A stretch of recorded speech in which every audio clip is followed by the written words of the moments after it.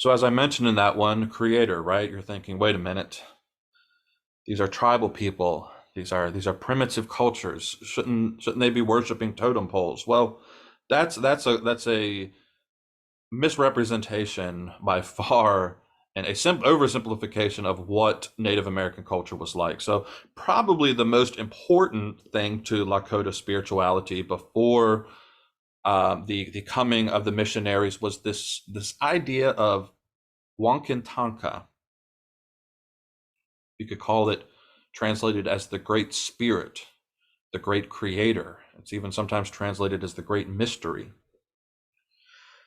Now, one of the legends tells of what's called the White Buffalo Calf Woman.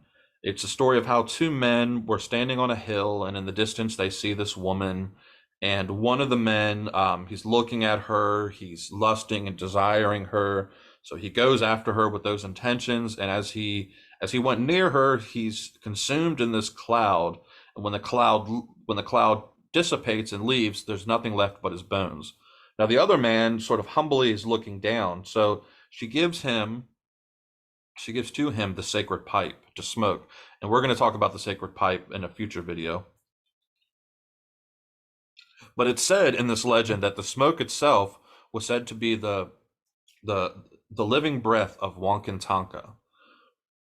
From this legend of the sacred pipe um, comes into the tradition of what we know as the great creator within Lakota culture. Now, it's an amazing thing that this so-called primitive community had really through natural reason, had come to this concept that so closely resembles monotheism that even the early Jesuits who encountered it were kind of astonished by its sophistication.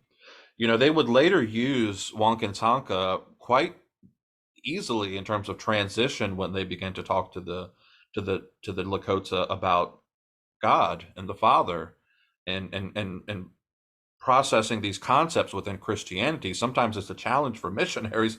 Well, they had it sort of ready made for them. The Lakota, for their part, completely got it right away.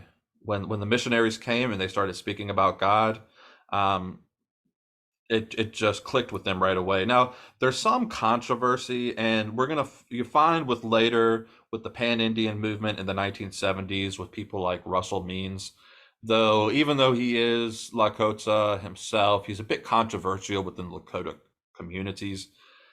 And he says it's actually anachronistic to think of Wankantanka as a singular monotheistic god.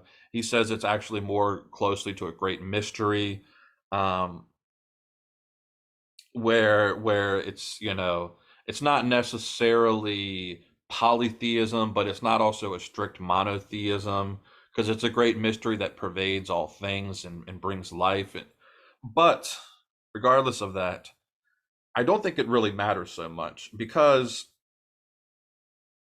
it's clear with this that God had worked on the Lakota people before the missions even ever entered into the tribes, and he had prepared them through the idea of Wankantanka, prepared them to receive the gospel, and receive it they did. I'm gonna close with this quote here from one of the chiefs, Chief Standing Bear, who says, "From Wankantanka there came a great unifying life force that flowed in and through all things.